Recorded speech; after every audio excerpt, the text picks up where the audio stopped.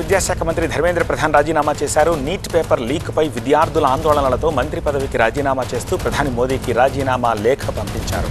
యువత ఆకాంక్షలను గౌరవిస్తున్నట్టు చెప్పారు ఆయన. 10 రోజులుగా జరుగుతున్న పరిణామాలు బాధించాయని ఆ లేఖలో పేర్కొన్నారు ధర్మేంద్ర ప్రధాన్. తాను వ్యక్తిగత భేషజాలకు పోవట్లేదని స్పష్టం చేశారు.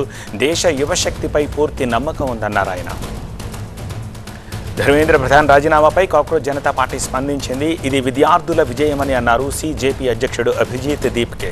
ఈ విజయం నీట్ పేపర్ లీక్తో ఆత్మహత్యలకు పాల్పడ్డ విద్యార్థులకు అంకితమన్నారు ఆయన.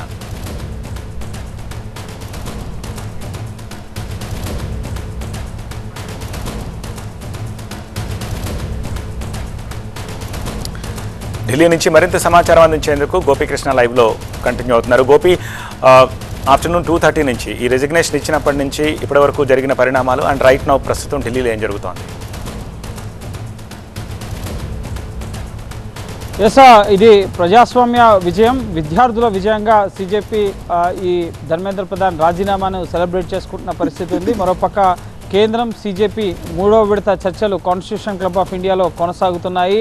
విద్యార్థుల ప్రధాన డిమాండ్ ధర్మేంద్ర ప్రధాన్ రాజీనామా నెరవేరింది. కానీ విద్యార్థులపై పెట్టిన కేసులు, అలాగే ఆత్మహత్యలు చేసుకున్న విద్యార్థుల ₹1 పరిహారం, అలాగే విద్యార్థులపై దాడి చేసిన పోలీసుల్ని శిక్షించడం, సో ఇవి పెండింగ్ డిమాండ్లుగా ఉన్నాయి. సో వీటికి సంబంధించిన అంశాలపైన ప్రస్తుతం చర్చలు జరుగుతున్నాయి. అనంతరం ఒక సంయుక్త మీడియా సమావేశం ద్వారా వీళ్ళ తదుపరి కార్యాచరణ. ఇంకా కాక్రోచ్ జనతా పార్టీకి సంబంధించిన ప్రతినిధులు జంతర్ మంతర్లోనే ఉన్నారు. ధర్మేంద్ర ప్రధాన్ రాజీనామా చేసినప్పటికీ కూడా వాళ్ళ ప్రతినిధులు కేంద్రంతో చర్చల్లో ఉన్నారు. కాబట్టి ముఖ్యంగా రాష్ట్రపతి ఆమోదం కూడా వీళ్ళు కోరుతున్న పరిస్థితి ఉంది. ధర్మేంద్ర ప్రధాన్ రాజీనామాను ప్రధానమంత్రికి పంపించారు.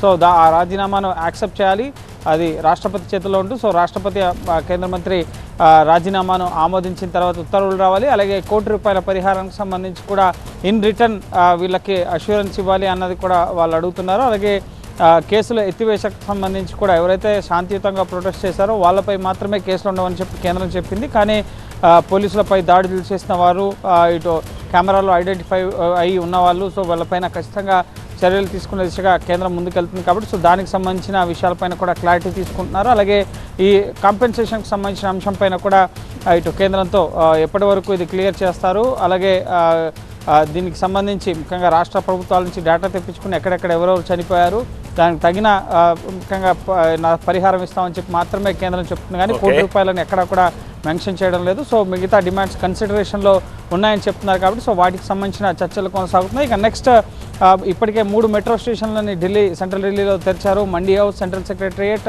అలాగే రాజీవ్ చౌక్. సో ప్రొటెస్టర్స్ ఎవరైతే ఉన్నారో వాళ్ళు వెళ్ళిపోయే వాళ్ళు జంతర్ మంతర్ని ఇప్పటికే ఖాళీ చేసి కొంతమంది నిరసనకారులు, ఆందోళనకారులు వెళ్ళిపోతున్న పరిస్థితి. కాబట్టి సో మెట్రో స్టేషన్స్ అన్నీ కూడా తెరిచారు. నార్మల్ సిచ్యువేషన్స్ వచ్చే పరిస్థితి కనిపిస్తుంది. రేపటికల్లా పూర్తిగా నార్మల్సీ జంతర్ మంతర్, సెంట్రల్ ఢిల్లీ పరిసరాల్లో వచ్చే అవకాశం ఉంటుంది. Mobile internet restrictions, metro stations మూసివేయడం, ఇవన్నీ కూడా యాజ్ వెల్ నార్మల్ సిచ్యువేషన్కి వచ్చే అవకాశం ఉంటుంది. Okay Gopi, it's been 1 hour constitution క్లబ్లో 3వ దఫా చర్చలు జరుగుతున్నాయి కదా. సో ఇంకా ఎంతసేపు అవి కొనసాగే అవకాశం కనిపిస్తోంది?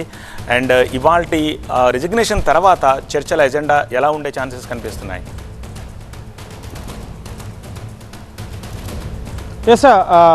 కాన్స్టిట్యూషన్ క్లబ్లో ప్రస్తుతం ఇంకా కొనసాగుతున్నాయి చర్చలు. సోనం వాంగ్చుక్కి ఈ సమాచారాన్ని చేరవేయడం సహా ఆయన ఇంకా మేధాత ఆసుపత్రిలో చికిత్స పొందుతున్నారు. కాబట్టి సో ఆయన్ని నిర్బంధానికి కూడా వదిలిపెట్టాలి అన్నది కూడా వాళ్ళ ప్రధాన ఎజెండాలో ఉంది. సో ఆయన ఇప్పటికే దీక్ష విరమించారు. కాబట్టి సో ఆయన విషయంలో ఎటువంటి ఇబ్బంది లేదు. అండ్ నెక్స్ట్ వీళ్ళ సంయుక్త ప్రకటన, ఇటు కేంద్ర మంత్రులు జితేంద్ర సింగ్, అలాగే జేపీ నడ్డా, ఇటు సౌరవ్ దాస్, అలాగే అశుతోష్ రాంకే, వీరంతా కలిసి ముఖ్యంగా కేంద్ర ప్రభుత్వం తీసుకున్న నిర్ణయాన్ని స్వాగతించడంతో పాటుగా నెక్స్ట్ వీళ్ళు ఎప్పటి వరకు తమ నిరసన ప్రాంగణాన్ని వదిలేస్తారు, అలాగే కేంద్రం తమ డిమాండ్ల పట్ల ఏ విధంగా స్పందించింది అనేది సంయుక్తంగా కానీ విడివిడిగా కానీ మీడియాని అడ్రస్ చేసే అవకాశం ఉంది. ఇక కేంద్ర ప్రభుత్వం ధర్మేంద్ర ప్రధాన్ రాజీనామా చేశారు. కాబట్టి సో ఇప్పుడు ఎడ్యుకేషన్ మినిస్ట్రీ బాధ్యతలు ఎవరికి ఇవ్వాలి, అలాగే మంత్రివర్గ పునర్వ్యవస్థీకరణ ఏమన్నా జరుగుతుందా, లేక అడిషనల్గా ఇప్పుడున్న మంత్రివర్గంలో ఉన్న మంత్రికి అడిషనల్ ఛార్జ్గా విద్యాశాఖని ఎవరికైనా అప్పగిస్తారా, అలాగే నెక్స్ట్ పార్లమెంట్లో ఎల్లుండి బిల్లు రాబోతుంది. కాబట్టి సో ఫ్లోర్ కోఆర్డినేషన్ కానీ, అలాగే విద్యార్థులు, అలాగే విపక్షాల మెజార్టీ డిమాండ్కి అంగీకరించారు. కాబట్టి రాహుల్ గాంధీ కాసేపటి క్రితమే మీడియాతో మాట్లాడుతూ ఆయన ఒక సోషల్ మీడియా వీడియో రిలీజ్ చేశారు. ఇంకా పెండింగ్లో ఉన్నాయి, మోడీ క్షమాపణ చెప్పాలి, అలాగే విద్యార్థులపై పెట్టిన కేసులు ఎత్తివేయాలి అన్న 2 డిమాండ్లు ఇంకా పెండింగ్లో ఉన్నాయని చెప్పి రాహుల్ గాంధీ ఎక్స్లో పోస్ట్ చేయడం జరిగింది. సో నెక్స్ట్ పార్లమెంట్ సమావేశాల సజావుగా జరగడం అండ్ పార్లమెంట్లో బిల్లు తేవడం పేపర్ లీక్ సంబంధించి ఇక దేశంలో కేవలం ఒక ఎన్టీఏనే కాదు, దేశంలో ఎక్కడ ఎటువంటి పేపర్ లీక్ జరిగినా కఠినంగా శిక్షించే విధంగా గరిష్టంగా 10 ఏళ్ల జైలు శిక్ష, 10 కోట్ల జరిమానా, అలాగే విద్యా సంస్థల్లోకి జరిగిన లేక వ్యవస్థలో ఇంటర్నల్గా మినిస్ట్రీ తరపు నుంచి ఏజెన్సీస్ తరపు నుంచి జరిగినా కూడా కఠినంగా శిక్షించే విధంగా చట్టంలో మార్పుల్ని రూపొందించడం జరిగింది.